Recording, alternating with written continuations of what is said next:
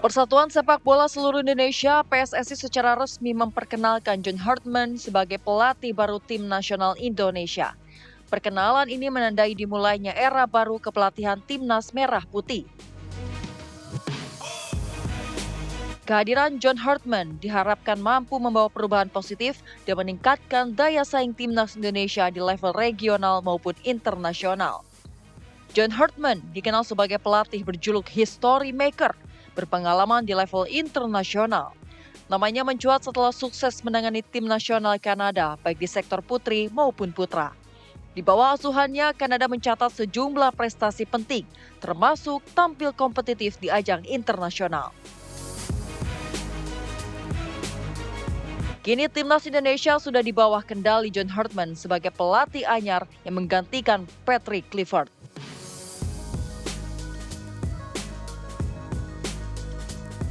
John langsung diuji dengan sejumlah agenda terdekat, mulai dari FIFA Series hingga Piala AFF 2026.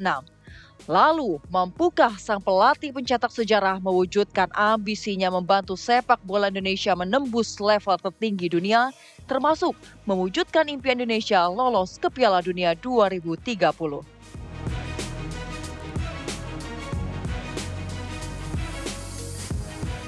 Ya, itu pertanyaannya pemirsa. Mampukah John Hartman menjawab harapan publik dan juga membawa timnas Indonesia ke level tertinggi ajang sepak bola dunia? Kita akan membahasnya malam hari ini bersama dengan sejumlah narasumber. Saya akan perkenalkan untuk Anda yang sudah hadir di studio bersama saya. Ini ada Bung Dede Sulaiman, mantan pemain timnas. Selamat malam, Bung Dede. Selamat malam. Sehat ya, Bung Dede ya? Sehat, bravo sepak bola Indonesia. Bravo sepak bola Indonesia. Selain Bung Dede juga kami sudah terhubung pemirsa bersama dengan Bung Nil Maizar, pelatih sepak bola profesional. Selamat malam, Bung Nil.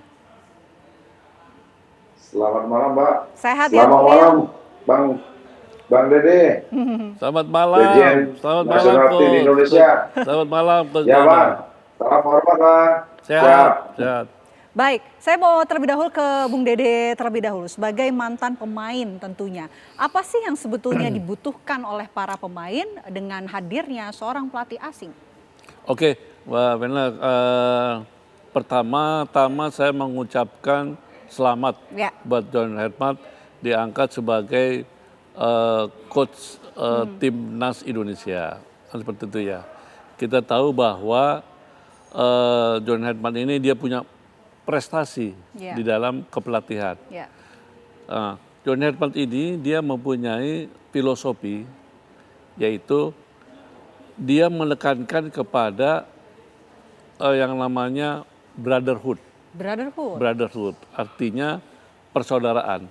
Nah, di situ dia menekankan kepada pemain-pemain itu untuk bekerja sama secara kolektif untuk menghapus ego-ego personal. Itu filosofinya John Hartman.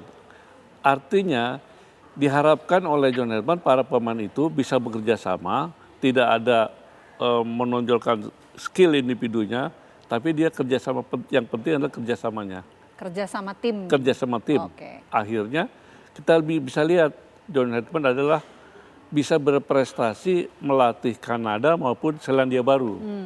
Contohnya, waktu dia melatih putri bisa masuk Piala Dunia dan di Olimpiade juga mendapat perunggu untuk putri. Untuk putranya Kanada, dia bisa ikut Piala Dunia di 2022. Nah, Selandia Baru pun begitu. Tim putrinya dia bisa di-upgrade, bisa mengikuti Piala Dunia 2 kali. Artinya bahwa John Hartman ini dia punya kualitas sebagai pelatih yang bertangan dingin istilahnya seperti itu. Bertangan dingin dan yang difokuskan ini adalah brotherhood, jangan ego masing-masing tapi kerja sama tim. Betul. Itu catatan dan juga yang ditangkap oleh Bung Dede terkait dengan John Hartman. Saya mau ke pelatih kalau begitu ada Bung Nil. Bung Nil, kalau dari sisi pelatih bagaimana pandangan Anda setelah penunjukan John Hartman sebagai pelatih timnas Indonesia yang baru? Ya, kalau menurut saya dengan terpilihnya John Hartman ini, tentu kita mengharapkan yang pertama tentu bagaimana dia memiliki desain atau grand design yang bagus untuk sepak bola Indonesia ke depan lebih bagus. Itu yang penting. Karena sekarang ini kan kita kan butuh pelatih-pelatih yang bagaimana dari kelompok umur itu sampai ke tingkat tingkat yang lebih dewasa senior itu ada kondisinya seperti apa. Sebenarnya ini kan udah dilakukan oleh John Herdman di Kanada. Dia udah membikin itu dan meninggalkan suatu DNA yang sangat bagus untuk Kanada itu adalah taktikal yang luar biasa dan metode motivasi yang luar biasa untuk sepak bola di Kanada. Indonesia dengan dia kontrak selama 2 tahun dan berpanjang 2 tahun, yang terdekat itu kan series Piala Dunia dan Piala AFF. Nah, kita harapkan metode pelatihan dia itu akan prestasinya bisa seperti di Kanada. Karena Kanada kan dia bentuk dari yang tidak punya apa-apa menjadi yang apa-apa, bukan siapa-siapa menjadi siapa-siapa. Dengan masuk dia Piala Dunia tahun 2022 itu sangat luar biasa. Dan CV-nya juga bagus. Nah, CV-nya kan CV untuk pelatihnya itu yang memang luar biasa dia. Dan dia sebagai motivator yang sangat luar biasa juga. Kalau karir sebagai pemain dia nggak bagus, tapi karir kepelatihannya dia bagus. Kalau seorang pelatih sudah mencapai Piala Dunia, itu dia mempunyai experience yang sangat luar biasa. Dia punya knowledge yang sangat luar biasa. Nah, ini yang kita harapkan dari John bisa dia bawa ke Indonesia. Apalagi kita lihat dengan kedatangan istri beliau, dengan kedatangan keluarga beliau di sini, itu menandakan bahwa dia ingin bagaimana dia totalitas di Indonesia dengan membawa keluarganya di Indonesia dan ingin fokus ke Indonesia. Ini yang pertama. Dan mudah-mudahan kedatangan dia ini memberikan perubahan yang signifikan buat sepak bola Indonesia ke depan. Gitu, Mbak. Oke, CV dan juga prestasi dari Herdman ini bagus begitu. Tapi yang jadi pertanyaan, Bung Dede, apakah gaya kepemimpinan dari Herdman ini sesuai dengan karakter pemain timnas di Indonesia? Oke, John Herdman ini adalah backgroundnya itu dia adalah seorang guru sebetulnya. Seorang guru, tetapi dia bermain sepak bola di Inggris, dia pemain amatir sebetulnya, bukan profesional. Nah, karena dia ada backgroundnya seorang guru, artinya dia bisa memotivasi para pemain-pemain itu bagaimana caranya untuk bisa bertanding kerja keras dan macam-macam. Dia bisa memberikan motivasi seperti itu. Oke, walaupun dengan karakteristik masyarakat yang berbeda-beda begitu ya? Iya, bisa karena dia seorang guru yang dia bisa memanfaatkan keilmuan gurunya itu sehingga pemain bisa dijadikan satu seperti itu. Oke, jadi menurut Anda dengan hadirnya Herdman ini rasa-rasanya bisa cepat beradaptasi dengan para pemain timnas? Mudah-mudahan bisa seperti itu. Cuma saya ada satu hal lagi, John Herdman di dalam filosofinya dia menegaskan bahwa tim sukses itu dikarenakan ada pondasi dan sistem yang kuat. Nah, pertanyaan inilah yang saya agak ragu, bagaimana dia nanti bisa mempersiapkan yang waktunya cukup pendek ini. Karena apa? Di bulan Maret ini sudah ada FIFA Match Day, lantas ada AFF, lantas juga ada persiapan Asian Games. Nah, ini dia waktunya memang sangat-sangat ketat sekali. Artinya sisa yang ada di bulan Januari ini dan Februari masuk di Maret ini dia memang harus mempersiapkan tim untuk menjadi sukses seperti itu. Dari tadi kan kita bicara soal rekam jejak. Saya mau kembali ke Bung Nil. Bung Nil, kalau menurut Anda dari rekam jejak Herdman itu apa sisi positif yang bisa diterapkan di Indonesia? Banyak, Mbak. Dia membuat tim nasional putri 2015 Kanada ke Piala Dunia. Itu sangat luar biasa. Dan dia membawa tim nasional putra Kanada ke Piala Dunia 2020. Itu nggak mudah. 35 tahun Kanada menunggu untuk bisa ke Ukraina dan dia bawa. Nah, sisi itu yang kita harapkan. Bagaimana dia mentransformasi sepak bola Indonesia nanti ke level yang lebih high level. Artinya metode dia pasti ada, sistem dia pasti ada, caranya bagaimana dia membuat tim nasional ini sudah ada. Cuma mungkin beda budaya aja. Indonesia budaya begini dan Kanada gitu.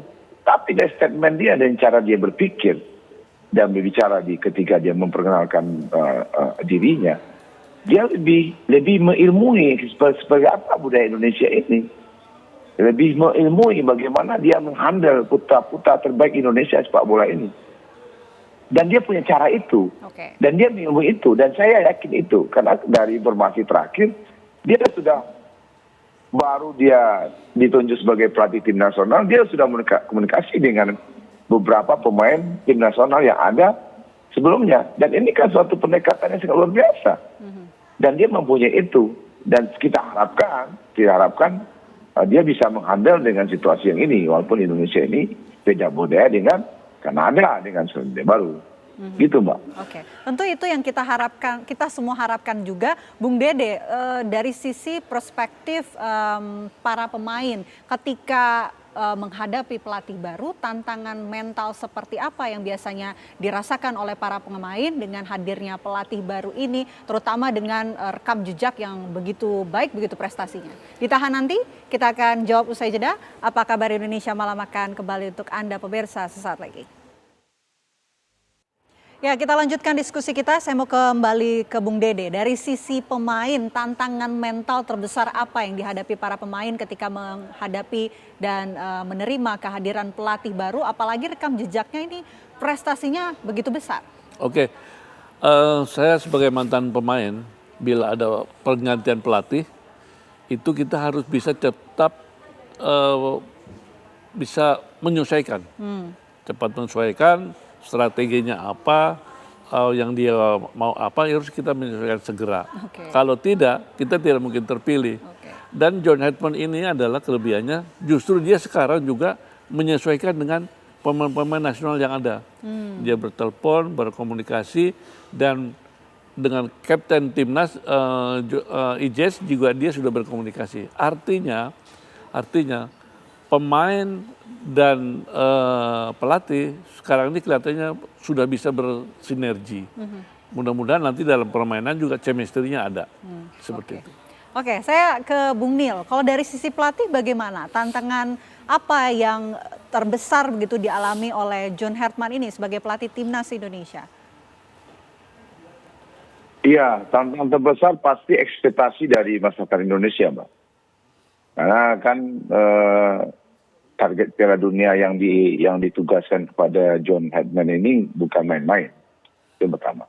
Yang kedua, dia menerima ini, saya pikir dia udah tahu apa dan bagaimana sepak bola Indonesia secara utuh ya. Kalau nggak terima ini. Dan dia sudah mempelajarinya. Dari gaya dia berpidato dan dia berkolaborasi dengan manajemen PSSI, saya yakin dia tahu itu. Dan untuk itu mungkin tentu dia akan bersosialisasi bagaimana mempelajari sepak bola Indonesia secara utuh. Itu kan baru secara umum kan. Nah, dan ketika dia mengetahui utuh, dia harus masuk ke dalam. Nah, sebab itu dia datang ke Indonesia. Datang ke Indonesia, diskusi dengan manajemen PSSI, dan dia melihat siapa-siapa pemain tim nasional ini yang ada, baik di luar negeri maupun dalam negeri. Dan dia akan mempelajari bagaimana kompetisi Liga Indonesia, bagaimana sistemnya Indonesia, terus pemain siapa berpotensi, dan yang di dalam negeri dan di luar negeri. Nah, ini akan dia kumpulkan dia bersama tim Kuces dia. Tentu ada sistem pelatih dia pelajari itu, dan dia simpulkan. Nah, berdasarkan itu mungkin nanti dia akan membuat program latihan Indonesia ke depan lebih bagus.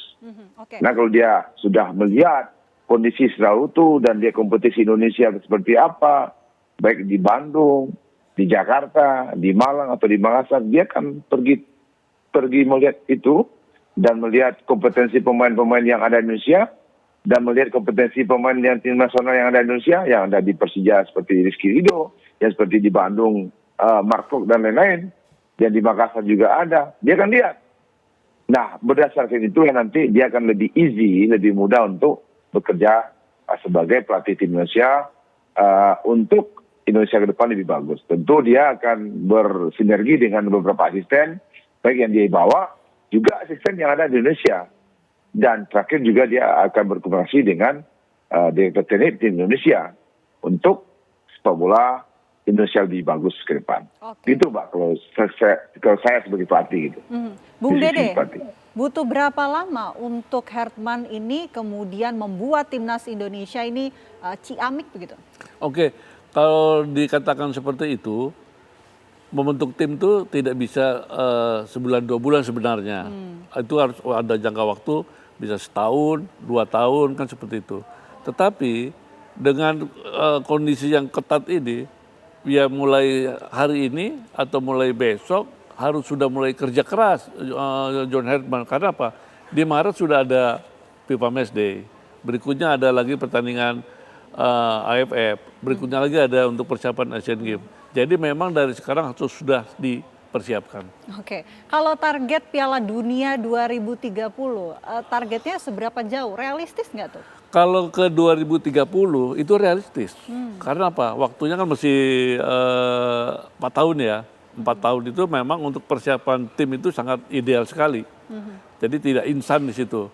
Jadi pemain-pemainnya itu bisa dilihat secara utuh, mulai dari usia 19, usia 23 sampai ke senior itu bisa dipantau secara utuh.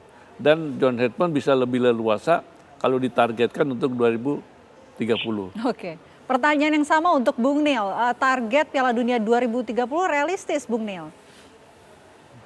Saya pikir realistis ya, karena kita kan sudah sampai ke tahap ketiga di Piala Dunia kemarin kan. Cuma kita gagal aja. Jadi dengan komposisi pemain yang ada sekarang ini, di beberapa pemain yang punya level, saya pikir ya, Jazz di Italia, ada yang main di Bundesliga, ada yang main di Liga Prancis, dan beberapa pemain yang punya potensial, nanti digabung dengan pemain yang ada di dalam negeri, yang bermain di kompetisi Indonesia, saya pikir layak lah, harus 2030 harus masuk Piala Dunia. Tapi kita harus sabar karena membangun tim yang bagus, yang punya prestasi bagus, dan untuk mencapai ke Piala Dunia tidak semudah yang kita bayangkan. Kita harus sabar karena Kanada aja ketika John Herdman masuk ke sana, dia butuh waktu beberapa tahun dia untuk ke sana. Tapi sebenarnya itu langkah yang paling yang paling penting buat kita. Dan saya yakin dengan posisi kemarin yang kita kan kalah lawan Irak kemarin itu, lawan Irak, lawan Arab Saudi kan. Jadi mungkin besok kita bisa mungkin lebih baik dari yang tahun ini. Dan kita harus yakin Mbak, dan kita harus sabar menunggu apa dan bagaimana John Herdman menghandle tim ini menjadi lebih baik dan berkualitas ke arena internasional di level yang lebih tinggi. Oke. Itu Mbak. Bung Nil, para pemain timnas Indonesia ini kan juga banyak yang berkompetisi di luar negeri. Bagaimana kemudian Herdman bisa memanage dan juga membangun tim building untuk bisa memaksimalkan potensi para pemain? Kalau saya pikir dia udah punya kuncinya, Mbak. Karena dengan pengalaman, dengan CV kepelatihan dia bagaimana dia menghandle tim nasional di Kanada dengan beberapa background education ya, dan beberapa perbedaan ada keturunan, dia bisa. Dan dia udah punya sistem, dia pasti tahu bagaimana kekuatan dari Jazz, bagaimana kekuatan dari Kevin Perdong dan lain-lain. Dia pasti tahu, dia punya database-nya, dia sudah di level bermain. Dia seorang pelatih, tahu lah caranya bagaimana dia mengkolaborasi dan bagaimana dia memanage tim ini dan bagaimana memotivasi tim ini. Saya yakin tahu Mbak, karena kalau saya lihat CV dia dan bagaimana perjalanan dia, memang dia pelatih yang di CV ya, di top ya. Kalau udah Piala Dunia itu udah top Mbak. STI aja ke Piala Dunia udah top itu. Itu puncak karir seorang pelatih itu. Jadi mudah-mudahan metode, cara berpikir dia, cara menganalisis, cara membuat desain seperti apa menjadi tim itu bagus, dari yang tidak bagus menjadi bagus, dan progresnya bagus, kita harapkan itu akan terjadi. Dan kita harus yakin, dan kita tidak harus bimbang dengan keputusan PSSI ini. Gitu Pak. Oke, tentu kita nantikan bagaimana kemudian performa para pemain timnas Indonesia di bawah naungan John Hartman, dan kita doakan dan juga berikan dukungan terbaik untuk para pemain. Terima kasih Bung Nil, terima kasih Bung Dede sudah bergabung bersama kami di Apa Kabar Indonesia Malam. Sehat selalu. Sama-sama, Mbak. Dan pemirsa, Apa Kabar Indonesia Malam masih akan kembali dengan menghadirkan beragam informasi menarik lainnya untuk Anda.